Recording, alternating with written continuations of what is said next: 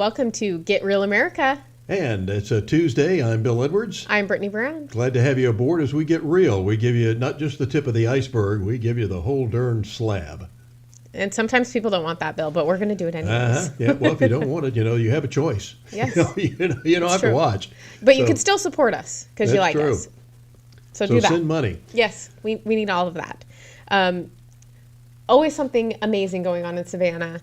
This is such a great place to live. It is a wonderful city. It's the reason that over 10 million people a year come here to see the place, and with good reason. And I think sometimes that we natives sort of take it for granted. Absolutely. There's always events going on and so many fundraisers, Bill, for so many good causes. There are a couple that caught my eye this week, one of them being the Wag-A-Ween. I have a 70-pound golden doodle named Vanderbilt. And he is so cute. You guys will all get to meet him, I'm sure, on our social media. So stay tuned for that. He's very lovely. He loves Bill, too. So I could bring my daughter's dog Charlie, and they could get to know each other. I like that. I like that. What kind of dog is Charlie? She is a white lab. Oh, they're so sweet. I love the retriever breeds. They're amazing. They're a great family dog. They're great protectors. Oh, she is a sweetheart. Yeah. And wants to play with everybody. We have cats. Oh. And our daughter comes down to visit from Charlotte, and she's always wanted to play with the cats, and the cats want nothing to do with it. That sounds accurate. Cats want to be left alone, and dogs are like all up in your grill. That's right.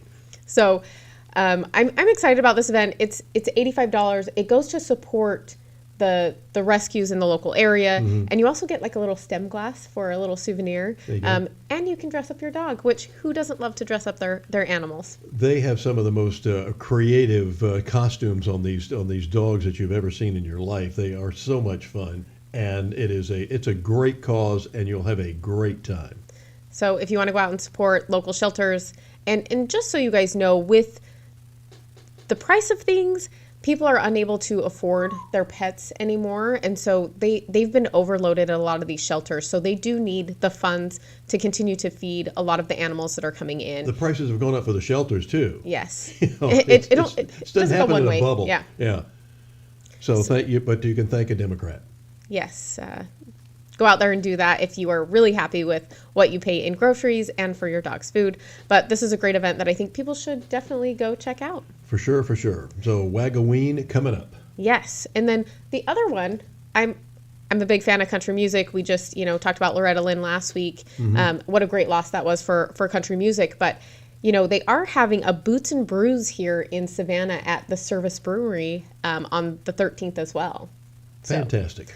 Very exciting stuff. The proceeds for that, number one, you pay $20, you get a free beer, and you get a free line dancing lesson. So I thought that was fun. I can't wait for that.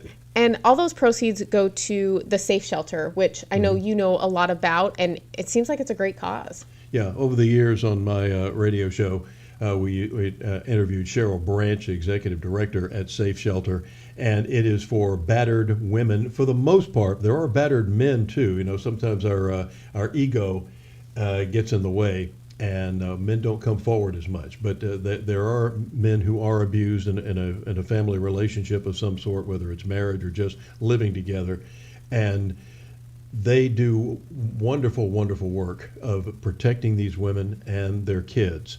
And they and it's away from it's in a kind of a secret location, and they're usually full.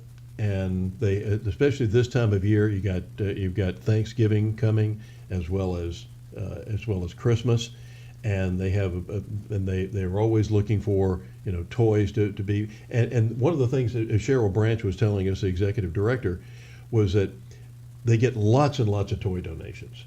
That's good. That's good, right? Well, it is to a degree, because most of the toys that they get or presents for Christmas are for maybe 10 and under. Okay. But they do have teenagers that are there as well, and they don't get as many gifts, age appropriate for them. And we're not talking about, getting them an Apple Watch or anything of that nature. We're just talking about something that's age appropriate for a kid who's 13, 14, 15 years old.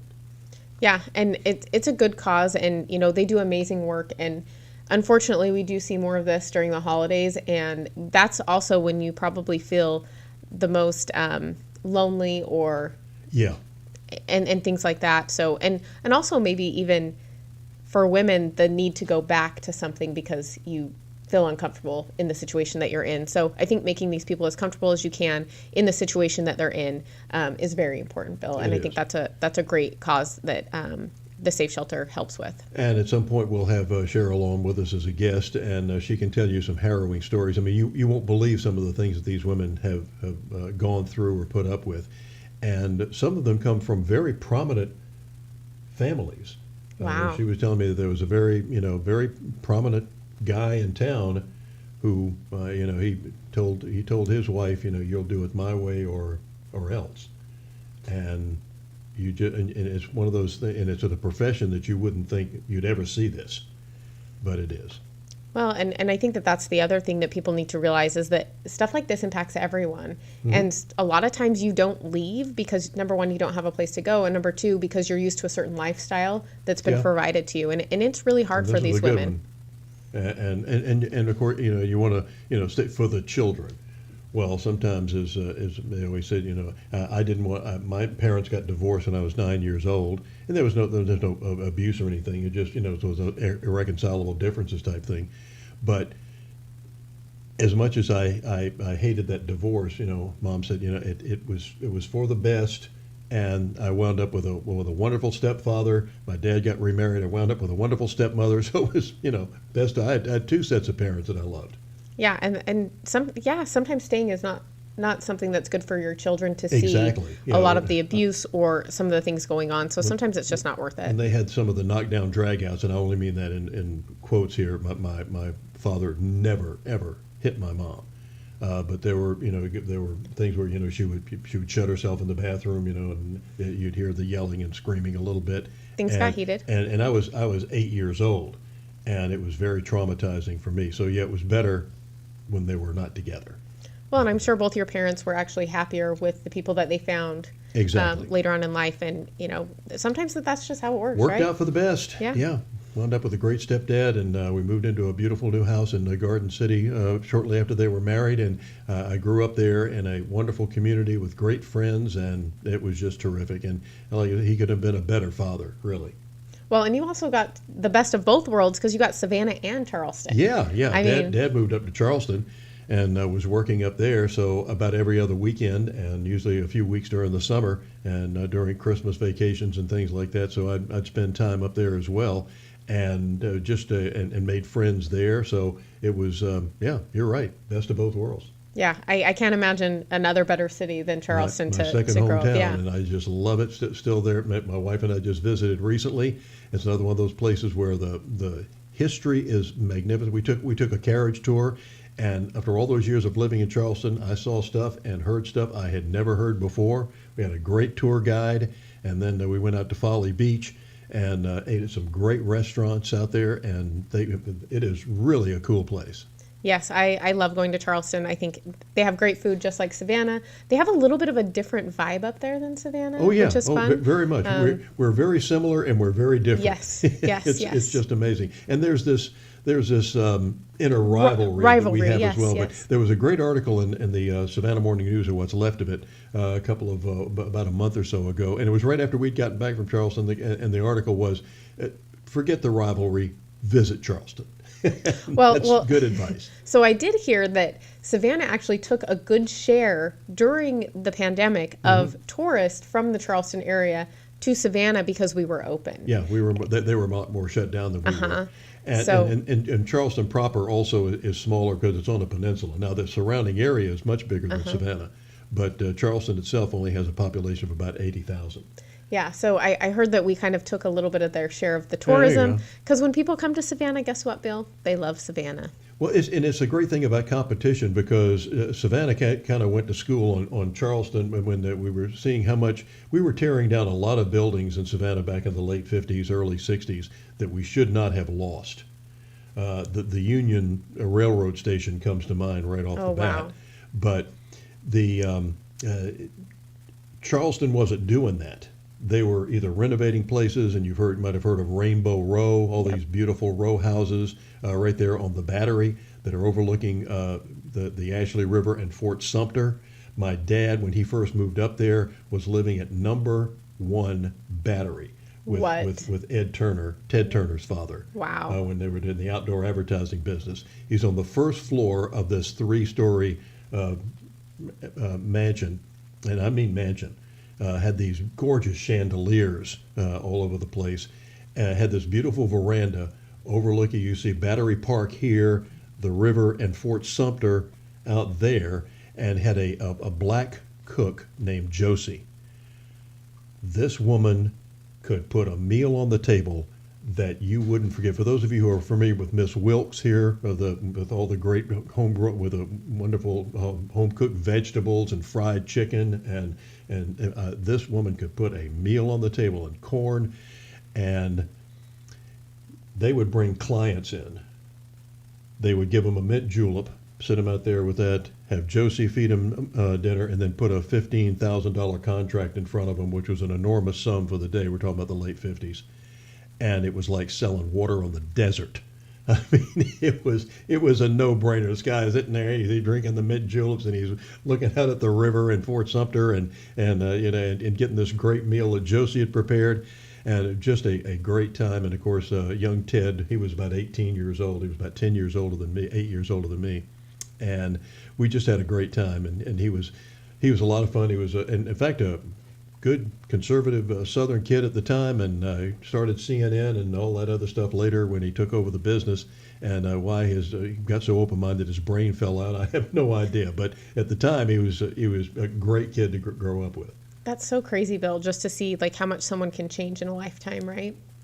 Exactly. And CNN back in the day was actually a great investigative news. It was. Station. I can tell you, a lot of people think that Ted was born with a silver spoon in his mouth. I can assure you that wasn't the case. His father did very well in the outdoor advertising business for a while, but he overextended himself and wound up committing suicide because he bought a big outdoor plant in Cincinnati. And he was up against the big boys like 3M and everything else, and they were losing money hand over fist. So all the money that Charleston and Savannah was making, because they've been very successful in the outdoor advertising business here and there, was going to fix trying to keep Cincinnati afloat.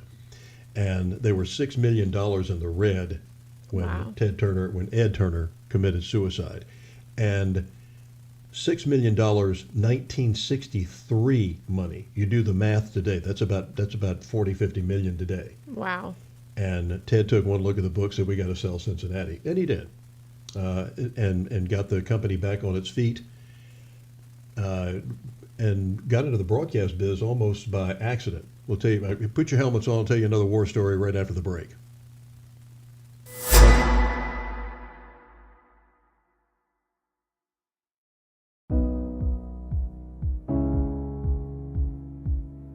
Education is so important.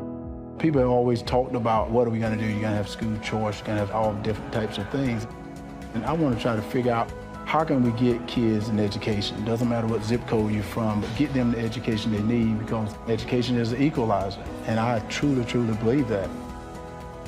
And that's the reason I'm here, just to see how this is working, what is going on, how you getting funding, and just what's happening. We put people in office that doesn't seem to care about this country anymore.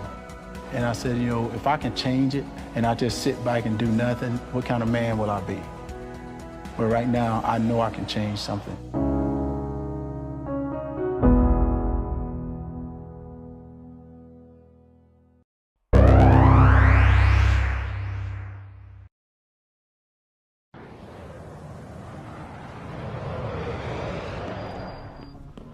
Good morning, ladies and gentlemen. This is your governor speaking. Today's training evolution, dogfighting, taking on the corporate media. The rules of engagement are as follows.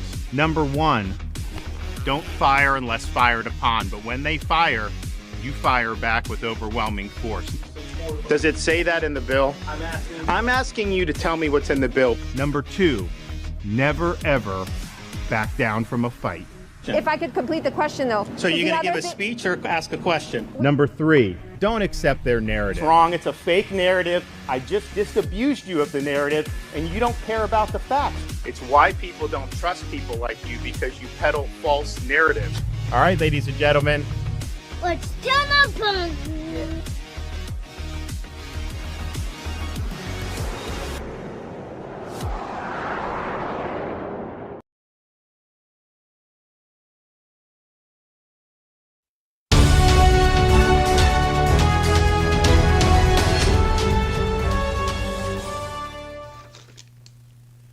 Welcome back to Get Real America. It's Tuesday, the 11th day of October. I can't believe we're almost halfway through the week, and we have a Warnock debate with Herschel this weekend, which is crazy. Coming up on Friday, the Democrats have been very clever as of putting this off as long as they can because early voting's already started. And so some people have already cast their votes by the time this thing airs on Friday night. And on Friday night, where fewer people are watching, they usually don't watch debates even prime time during the week on most regular weekdays. But on Friday, it's Friday night football, or you're out entertaining and going out on the town. So clever, way to go. They always have a plan, Bill. They always have a plan. They sure do. We were talking about Ted Turner just before the break and how he got started in the broadcast business. And Ted turned after his father committed suicide and got the company out of a $6 million hole. They opened up in Atlanta and started doing not only outdoor advertising but also plastic business signs and things of that nature. So they were doing very well with that, and he also started a place in Charlotte. So they were working in Charlotte, and he noticed that there was a UHF station in Charlotte. Now, when television first started, there was VHF channels 2 through 13, and then they opened up another band, which we call the UHF channels. However, most television sets up until 1964, when the FCC actually changed the law, couldn't receive the UHF band. You had your dial that went 2 through 13 and nothing else.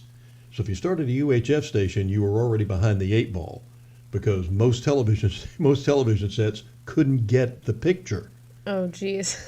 So most UHF stations went dark within a few months or years after they went on the air because they couldn't get much advertising because they said, hell, ain't nobody watching. Yeah, there's no access. Well, but the Federal the Federal Communications Commission, in their indefinite wisdom, finally did something smart, and they said for every television set made from now on, 1964, has to have a UHF tuner as well.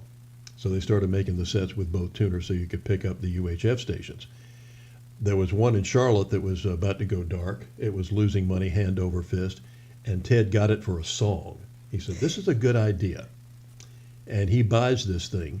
And I mean, he even went on the air and told people, he said, look, we're desperate for cash. If anybody can help us out. It was almost like PBS. Okay. He said, could you help us out? And money started pouring in. And they got that up and running. He's back in Atlanta, and one of the UHF stations, Channel 17 in Atlanta, comes up for sale. They were losing $35,000 a month. We're talking about the 70s now. Yeah, this is a lot of money. Yeah, this is a lot. That's a lot of dough. And so he buys that. The Atlanta Braves are about to leave town because they weren't doing well in Atlanta at first. They'd moved from Milwaukee, and they were there about 8 or 10 years, and the attendance wasn't all that great. And they were always said, by the third week of the season, they pretty much had the basement all nailed down. Wow. They were not playing good baseball. So you go out to Atlanta, Fulton County Stadium, and sometimes there'd be more people in the dugout than in the stands. So he said, wait a minute, I can buy the Braves. I can put them on Channel 17, and we can start a kind of a statewide network of feeding this, any stations that want to carry this. And remember, there were only 3 networks at the time. So there wasn't a lot of programming. You had a few cable stations, and it was just a local cable weather was a camera that was on a little oscillator that went back and forth between the wind speed, the temperature, the humidity. That was about it. Exciting stuff. So there wasn't a whole lot of programming available. And Ted said, I can buy the Braves. I can put them on Channel 17. And this guy had a vision that nobody else had. Everybody told him he was crazy. Every time he did this, people said he'd lost his mind. Well, then he made a fortune with that. It got to be the Braves network got to be really big. And then satellite TV started coming along. And Ted said, I can put Channel 17 up on that satellite in any station around the country. There were a lot of independent stations were beginning to pop up. So they had no network affiliation. So they were looking for programming. He said, I can put Channel 17 up on that bird and make money with that. And at the time, the rent on a satellite transponder was $250 a month. A steal. Yeah, I'm like, that's not bad. So he puts it up. He puts Channel 17 up there, and again, all the experts said, "You've lost your mind, Ted. People in Nome, Alaska, don't want to watch Channel 17 in Atlanta." Surprise, surprise. Damn if they didn't. And he bought these old movies. So, but when he didn't have the Braves on, he's got these old movies running and old television shows running, and again, the money started pouring in. And then he got the idea for he noticed how the news media was picking up and how big television news was getting. More people were watching television news than they were newspapers. And he said, how about a 24-hour news operation? And I can put it on the same satellite. And by this time, RCA, which owned the satellite, was charging $3,000 a month. Now he still had the contract for $250, but Yeah, they were he charging was grandfathered $3,000. in. And they said, "Well, you can put it up there, but we're going to charge you $3,000 a month." He said, "No, you're going to charge me $250." And he went to court over it, and the court said, "Yeah, he's got that transponder. You sold it to a $250. That's what he's going to pay for it." So he starts CNN again. The expert said, "Nobody's going to watch a 24-hour news station, Ted."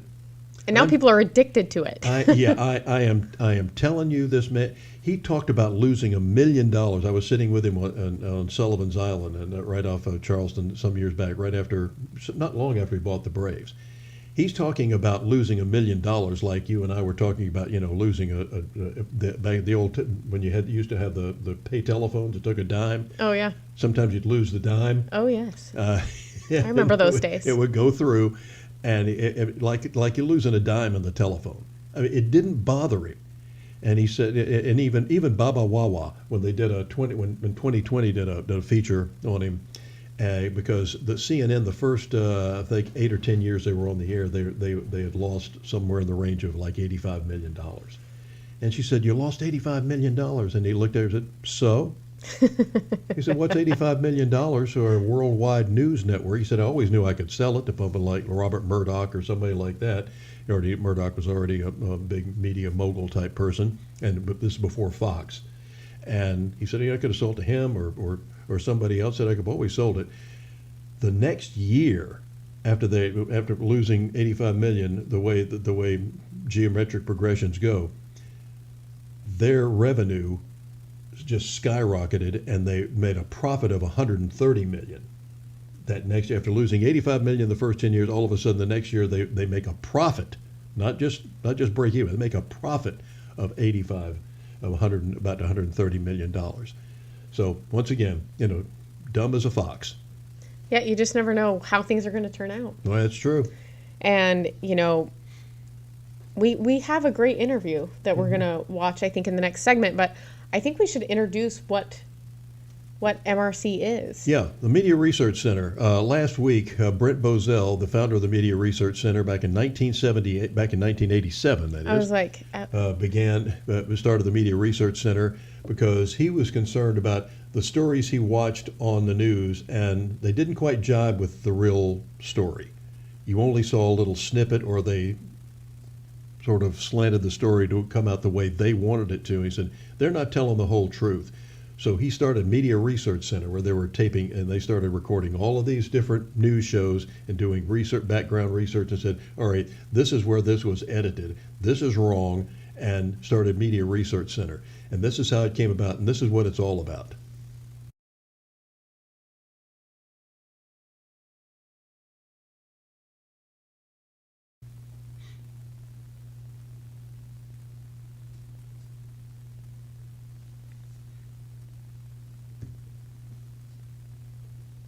Oh, I didn't think we were going to play it now. I thought you were going to dub it in later.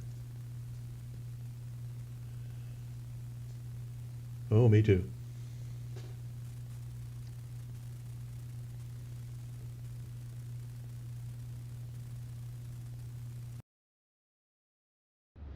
The goal of the left is to control all aspects of information: the television news media, cable, talk radio, the print media, the internet, social media. If they succeed in controlling the flow of information in this country, then all is surely lost.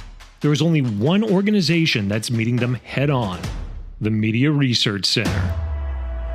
The goal of the MRC is not to try to make the media not be liberal. No one can do that. But what we have done and continue to do is make the public understand that what they are getting is a left-wing political agenda. Because of the MRC's work, in 2016, as many as 10 times as many Americans saw the media as biased against President Trump as in his favor. According to Media Research Center, 89% of the media's coverage of our administration has been negative and purposely negative.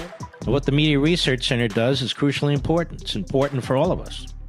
It's a resource to all of us. It's important to the conservative movement overall, because no matter what your issue is, immigration, abortion, the Second Amendment, fiscal discipline, you have to fight the media, don't you? So the work the MRC does every day to expose the media and their agenda helps every conservative organization. Even more, it gets the word out to all the people. It's important to our country because we can't have a free country if we have a dishonest media. And that's what we have. The MRC's News Analysis Division and its blog Newsbusters are aggressively attacking the disinformation that the liberal media puts forth.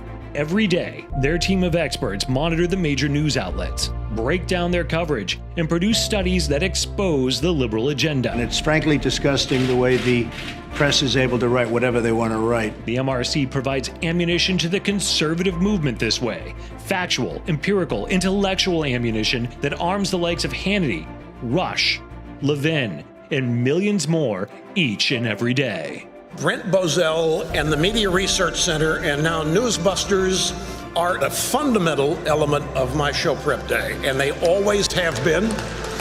They always will be. The Media Research Center's CNS News Division combats fake news with real facts, with a team of reporters covering conservative issues in politics and shedding light on the stories that the liberal media would rather just ignore. Our media has been pretty one-sided for the last several decades. There's not been very many conservative voices out there up until the last 20 years or so. And having them on the scene, it kind of levels the playing field somewhat, that people have a place to go. So you kind of dig around a little bit on MRC and their different entities, and you can find the truth. It's there. And the MRC not only gets to the truth, it delivers it each day with impact. The MRC TV video division reaches millions of young people through powerful social media platforms. They tell the conservative cultural story of freedom and mercilessly mock the liberal mindset. Antifa, Black Lives Matter, you're my enemy because you seek to destroy that which I love. People are now much more likely to pay attention to what their friends on Facebook say than what anyone in the news media says. The ability of organizations like the Media Research Center to get out the facts, creative videos that people can then put on Facebook and show their friends. Diversifying its battlefronts with divisions like MRC Latino, the MRC is the only operation in America focusing on the ever-growing Latino media. MRC Latino is documenting the bias and getting the conservative message out to a whole new community that's been ignored by other conservative organizations. That wasn't news on Univision or Telemundo. El proyecto de Media Research Center es muy prometedor. De hecho, mi esperanza es que juegue un papel vital en lograr varios objetivos. Primero, que ayuda a los conservadores del país a entender claramente cómo nuestro mensaje está llegando al público por estos medios. Y segundo, que este proyecto nos ayude a promover más participación de líderes conservadores en estos medios. If you control the flow of information, determining what is true and false, what is and isn't morally acceptable, then you have the power to control everything. This is where MRC Business and MRC Culture come in, focusing on exposing the liberal efforts of these industries and combating them head on. Climate change will become astronomically worse in the future. One thing, Trump. Hollywood and the entertainment industry push the idea that deviancy should be normalized, manipulating cultural values, using liberal messaging promoted endlessly on TV and at the movies. Sometimes what we need to hear, what we always need to hear, is the truth. And never underestimate the power of the truth to compel people to act. And that's really what I think MRC does best. And now there's the new battlefield that is so massive it requires greater resources than everything else combined. With 2.1 billion people on Facebook, more than 330 million active monthly users on Twitter, with nearly 5 billion YouTube videos being watched every day, and 63,000 Google searches per second, social media and the internet is where billions now communicate, whose numbers will only grow. It's where the war for America's heart and soul is being fought.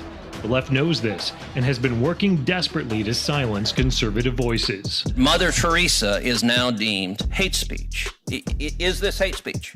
The MRC was the very first conservative group to enter this space, showing the conservative movement how to use social media effectively.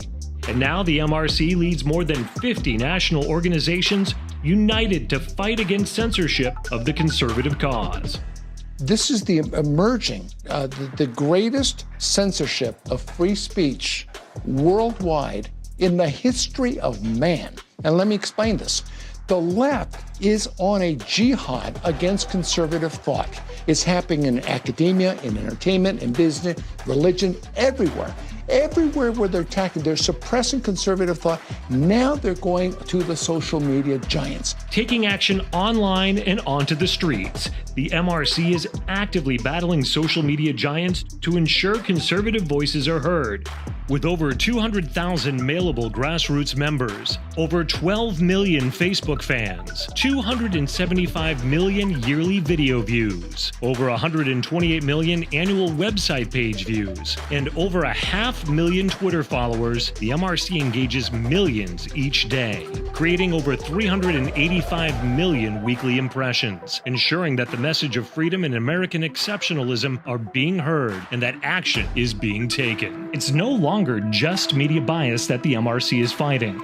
It's the violent world of Antifa, of socialists and anarchists. It is an onslaught of dangerous, vicious, radical groups, eliminating those that they can destroy and attempting to silence the voices of the ones that they can't. This is a constant battle, and the MRC is actively engaged in it each and every day. And we need you to join us in this fight. There is no plan B. If we don't have the ammunition to confront them and neutralize them, they win because there's no one else to stop them. That's how important it is. And that's why we're telling our supporters, we must all be prepared to work harder than ever, give more, and do more for this cause. Wow, that's the Media Research Center, and I don't know how these people in the lamestream media can live with themselves, and I don't know how they keep their jobs when they're lying as much as they're lying to you. You're going to meet the man who started it all. You just saw him, Brent Bozell. He was here last week for a presentation, but before he talked to them, he talked to us. We'll see that when we get back. It's a pleasure to welcome Brent Bozell back from Media Research Center, and welcome back to the sunny South, Brent. Thank you for having me. What's the theme tonight? It's cloudy right now. Yeah, just a tad. We were glad that you could make it for the weather because it didn't. We were a little worried about whether or not we were worried about Savannah. The trajectory had a hitting you. Sure did. So what's the theme tonight? I'm going to look at the state of media today because we're in the middle of the greatest communications revolution in the history of man. We are rapidly leaving the news era, and we're going headfirst into the information age.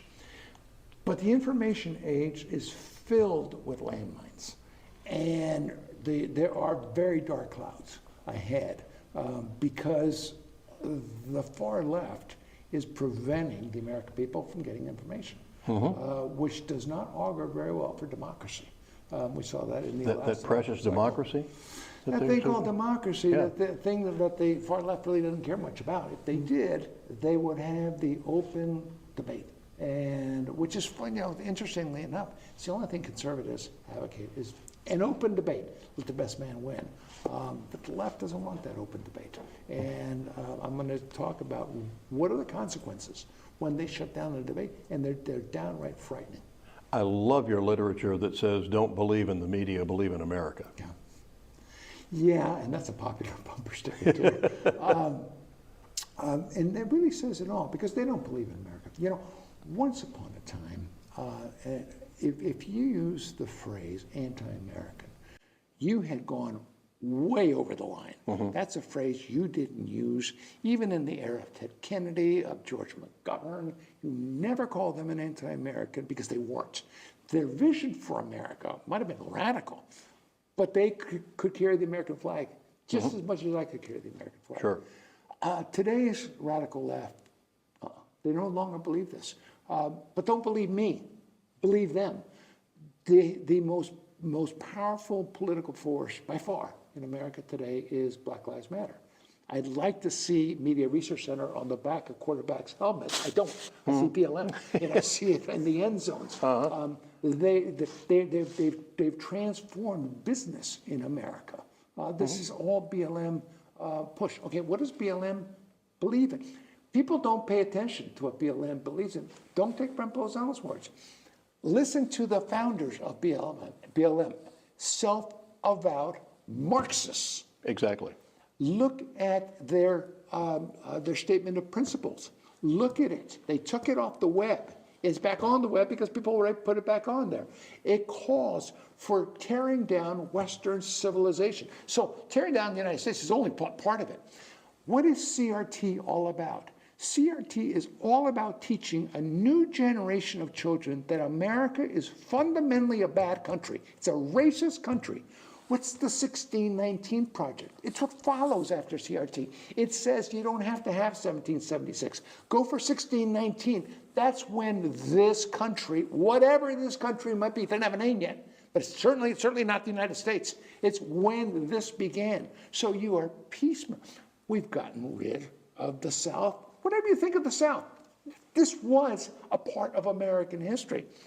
You know, if they get rid of Robert E. Lee, who was, by the way, the greatest champion of reconciliation after the war of anyone in the United States of America. Put that one aside. You know Thomas Jefferson was next. You know George Washington was next. You didn't know Grant and Lincoln were going to be thrown out too. But one by one, they're taking them out. Why? They don't want America. That's anti-American. Will I call them anti-American? Yeah, I do. I do. I don't want to, but I do.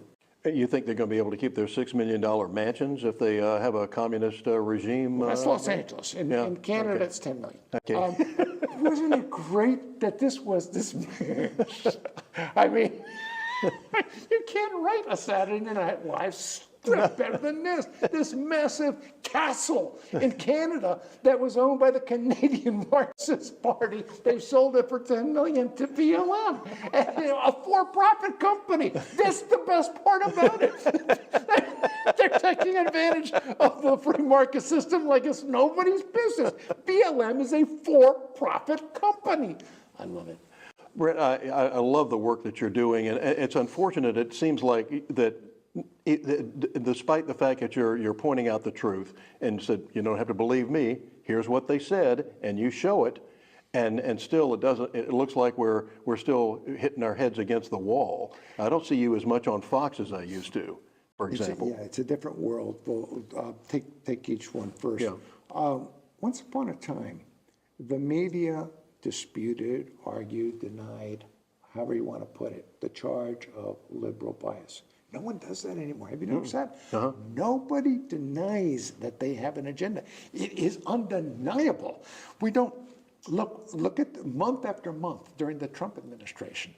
We did those. We were the ones that did those studies where it was 89, 95, 92, 97. 1 month, 100% negative coverage of Donald Trump by the networks. How in the world can that be in any way smacking of objectivity? In the first month of a presidency, which is the honeymoon month, the February of the first term, that's where you get nothing but good press. That was Donald Trump's best month of his entire administration, 83% negative. That was his best month that he got. So what happens when you got 92, 96, 97? You've got 8%, 4%, 3% focused on accomplishments. Donald Trump had a list of accomplishments a mile long that was never told to the American people. There are a lot of reasons that cost Trump the election, one of them being Trump himself. He should have won this one in a landslide. But the media, I will argue, and I'm going to show, the media proved that we can prove without, and I will in a second if you want me to, we can prove unequivocally that the media cost Donald Trump the election. Now, me on Fox, it's a rotational thing, and I was on there for years and years, and it's a new business model where they lean on the people they have in the green room. They give them talking points. They come out. They give the talking points. They use our studies, so our stuff is there more than ever before. My beautiful face isn't on as much. And I do very much. Yeah. What do you think of this? How this administration, and like you said, it was remarkable what Donald Trump accomplished. If he'd have had some support, how much more he could have gotten done. But this administration that's not going after our own oil, but the president's doing everything he can to bring down the gas prices, including demanding them to do it. And if you don't like what he's saying, if you're a pro-life, they're going to send a SWAT team for you, weaponizing our Justice Department. Here's the truth about this administration. If you look at their accomplishments, as you and I would see accomplishments, they have none. Look at the economy. It's a disaster. Look at the price of gas. It's a disaster. Look at our position overseas. Look at Afghanistan. One by one, he turned a very sound, healthy country into a mess with no end in sight. Now, look at it through their lens. Look at how they see it. Oh, no. They see this thing very differently. Gas prices, they're loving it. What they're trying to do is run the fossil fuel business industry out of business to bring in electrical cars. And their argument has been to show that the electrical cars that were so much more expensive than gas are no longer are. They're now on par. This has been their goal. They are anti-fossil fuels. So they don't care about the damage they're doing. They think it's very good. Diminishing America's presence overseas, they love it. This is what their intention was, to diminish America's having a socialist take over this country. Look at this continuing resolution, $1.5 trillion, and nobody on the Republican side got to even read the bill until midnight the night before, and they voted for it at like 6 o'clock in the morning. That on a massive bill. They love what it is they're doing. Obama said that at the start of his administration, he said the transformation of America has begun. The Biden administration threw that one into steroids because they know that they had 4 more years to do it and to accomplish it. Their goal is to put these things in motion such as that they cannot be reversed. You can't shut down the oil industry and have it pop right back up. They know that. You shut down the Keystone Pipeline. What happened? The Canadian company said, we're done, and they moved. And their oil is going to go to China now. They gave up on America. That's the damage that he did, which was cataclysmic. So the radical anti-American left likes us, likes what's happened so far. Brent, I think the Democrat Party went to Lyndon Johnson and told him he wasn't going to win re-election because of the Vietnam War, among other things. Today's Democrat Party is not going to Joe Biden to say how mentally incapacitated he is when he asks for a dead person to recognize a dead person, or asking somebody in a wheelchair to stand up, or anything of that nature. When Donald Trump made a slip at West Point, they had all the psychiatrists and doctors on saying how he was losing his marbles. Right. They're not doing that because the alternative to him is Kamala Harris, who last week praised the North Koreans when she meant the South Koreans. This week said the aid to Florida needed to go to women and minorities. This is a walking time bomb of a politician who slept her way to the top. Sorry, I shouldn't have said that, but she did, and everybody knows that. She is about the most incompetent vice president we've ever had. Which one do you want, Tweedledee and Tweedledum? If they had their druthers, they would get rid of both of them. They can't. Now, here's what they're hoping.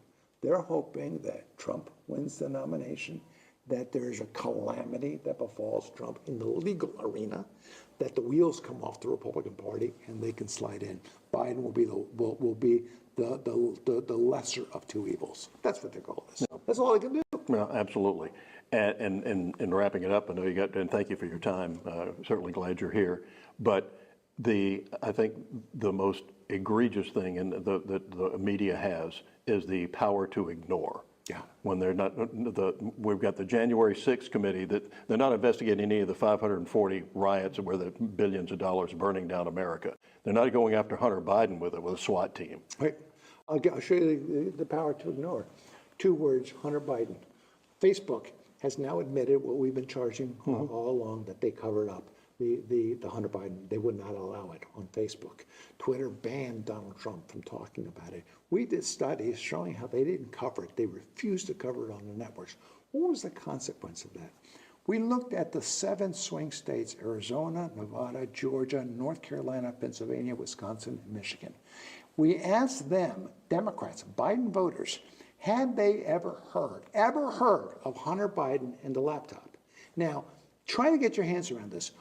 49.1% of Biden's voters had never heard of Hunter Biden when they went to the polls. We asked them, we told them about it. We asked them, had they known, would they have voted for Biden? 9.4% said they would not have. We took that number and we put it across those states. Donald Trump would have won Arizona, Nevada, Georgia, North Carolina, Michigan, Wisconsin, Pennsylvania, every single swing state, at least 311 electoral votes, absolute landslide, if they'd only told the truth. Yeah. Had you ever seen a election stop the voting at 9:30 at night? No, there's still too many questions. I don't think we've seen, there's evidence of cheating everywhere. We haven't seen the evidence yet that shows that there was enough cheating in enough states that you could make the empirical evidence of campaign cheating. But all sorts of shenanigans took place, especially with mail-in voting. That's got to stop. It's got to be same day. Look, if you don't have the time to do same day voting, if you have to mail it in, that's what we've always had as a possibility. Otherwise, your civic duty is to vote, and go to vote that day. And Amen. I'm sorry what other things you have on your plate. If you don't have the time to go to vote, then don't vote. But don't do this mail-in nonsense. Looking forward to your remarks tonight. Thank you so much for your time. Appreciate it. God bless. Welcome back.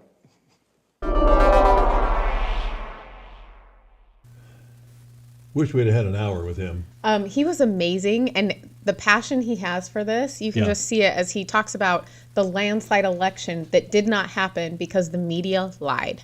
And he gave a wonderful presentation, had the audience in the palm of his hand, an audience that we actually had to vet because the left has figured out how to keep people away from events like his, even if they're not out there protesting, you had to have a ticket.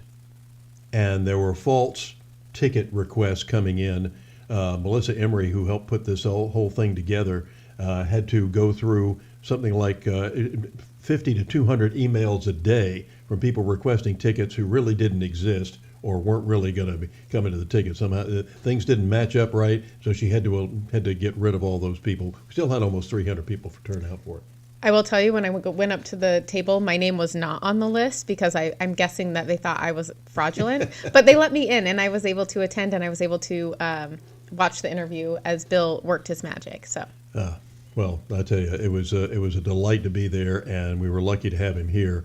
Brent Bozell, lead on.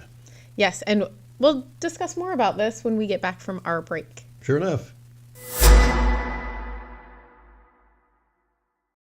Reckless spending, driving up inflation, higher prices that hurt Georgians. I'm trying to save $2, and Senator Raphael Warnock votes to spend almost $2 trillion. $140 to fill my truck. And Senator Warnock voted to allow $140 million to be spent building a resort in Florida? $15 for burgers. Senator Warnock voted to allow $15 million to be spent on a soccer stadium in New Jersey. Tell Senator Warnock to stop voting for reckless spending. Stop. Stop. Please stop.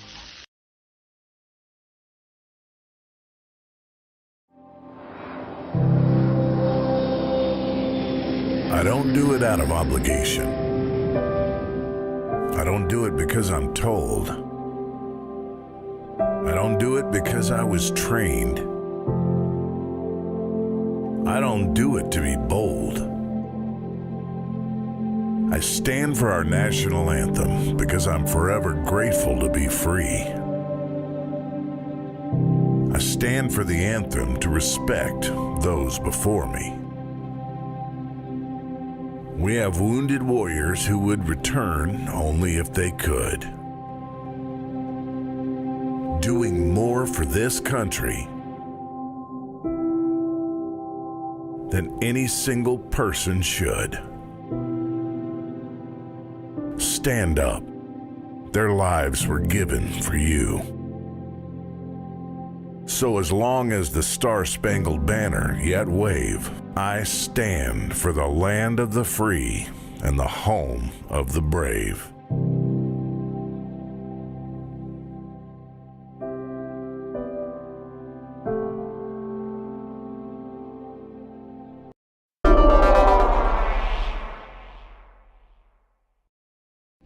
At my core, I'm a runner, but I wasn't always fast. Here in Wrightsville, Georgia, is where I grew up, and I got real fast.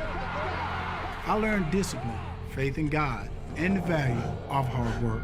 I learned about sacrificing the things you want in the moment for the future you know you can have if you work hard enough. You might stumble, make mistakes, but you only fail if you give up. The politicians pick American against American, rich versus poor, black versus white. I don't believe in that garbage. I'm a conservative, not because someone told me to be. I'm a conservative because I believe in smaller government, a strong military, and making sure all people have the opportunity to pursue their dreams. My name is Herschel Walker. I'm a kid from a small town in Georgia who's lived the American dream, and I'm ready to fight to keep that dream alive for you too. I'm Herschel Walker, and I approve this message.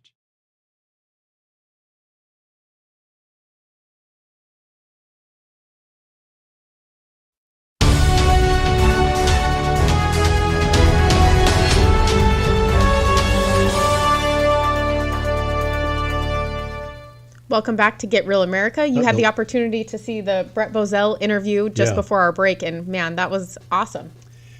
It is it's amazing how much work still needs to be done, because although they've been around since 1987, I had one of our a member of Kiwanis, the downtown Kiwanis Club in Savannah, and our new lieutenant governor, who lives at the landings on Skidaway Island, the place where Brent was speaking the other night. Was at our Kiwanis meeting earlier last week, installing new officers, and he said how much he enjoyed the presentation. He said, I wasn't aware of the MRC before that presentation. Well, I think that's the problem, is that the media has the ability to ignore and to also not allow a lot of these resources to be known to people. Not going to talk about him. And, Definitely not. Not going to help him out any when he's calling them out and kind of exposing their lies. That's why we didn't have to fight our way through the media horde to get that interview last Monday evening, because nobody else from the media was there. So what you just saw is exclusive. No television station showed up to interview him, and there aren't any local radio talk shows anymore since they got rid of mine. Well, and I will say that people are missing out, because he's a phenomenal human being trying to do the right thing, and it's his life work to expose the media and how they're lying to people. And I love that Rush said that he uses them in his show prep. Like, that was one of his main sources that he used when he was doing his show. And boy, we sure miss. We could sure use Rush. We could if we could have a seance and get him back. Yeah. I wish Joe Biden was calling for him. Yeah, really. Yeah, just absolutely phenomenal. Is Rush here? Can Rush up here? Yeah. But nevertheless, one of the things, and Newt Gingrich points this out as well, but so does Brent Bozell. If you don't have, the media is supposed to be a watchdog, not a lapdog. And if you can't believe the media, if you can't believe the people, if you can't believe this, we don't have a free media who questions everything and stands in the middle and says, this is what this side said, this is what this side said, you make the decision. The Fox News slogan used to be, we report, you decide. And that's the way it ought to be. If you can't believe, you don't have to believe us. You can do your own research. Once upon a time, people couldn't do that. When you only had the three networks, and you can hear it in their voices from the old guard. Ted Koppel, who had told ABC newsman extraordinaire, icon, told Sean Hannity how dangerous his show was. Because he dictated what the truth was, correct? Because the media back in those days, in his heyday, decided what you were going to see and how you were going to see it, and that was it. And I think, you know, the internet has been great. However, I think the fact that 96% of people are using Google, I think that's dangerous too, Bill. It is. Because there's a lot of stuff that you can't find. I have to go, there's a couple of other, DuckDuckGo is okay. They've definitely started to edit what the results are for you. So there's another one called Brave that you can use, but there's not very many browsers you can use that are unfiltered. Well, and that's when we talk about the fact that the media's biggest power is the power to ignore. Well, that's what because the internet is controlled by these left-wing people out in Palo Alto, California. Yeah. And then they decide what you're going to be able to see. What was the when the president of the United States has taken off the social media platforms, but you can still get the Ayatollah Khamenei and Vladimir Putin still on there, and Kim Jong-un is still on there. There's something wrong with this picture. Yeah, I mean, that also shows you how dangerous Trump was for their narrative. Exactly. And for what they're trying to accomplish. Why do you think they are so have got their shorts in a wad and are so damn livid over the fact that he may be president again? His agenda for his second term was to go into the deep state. Well, continue going into the deep state. I mean, he was going to be. I think next all trip in. is getting rid of the directors of the FBI and going. I'm not sure the FBI can be saved. I'm not sure either, Bill. But I think the other thing is that they don't like his ability to still have so much control within the Republican Party as well. Because I will tell you, he was able to endorse people and make a huge difference, both in Republican races as well as a Democrat race in New York. He also endorsed someone's opponent, and the opponent lost, and the crazy socialist won. So Trump has a lot of power in the political world on both sides. Yeah, and the fact is that he is that he is running again. You can see all the negative things, like that incompetent Boubette, who is the AG of New York, coming up with all these charges against him after all this investigation. Notice they weren't criminal charges; they were civil charges. Because she couldn't get the criminal. That shows the fact that they don't have anything. Yep, and they're very desperate, and it is October, Bill, like I keep saying, and it's going to be a fun surprise month, I'm sure, for all of us. Speaking of desperate, we're desperate to get out of here because that's all the time we have. Yes, so follow us on YouTube, Vimeo, GRAnewsmedia.com. You can also catch us on Apple and Spotify or anywhere you get your podcasts. Tell your friends, send money.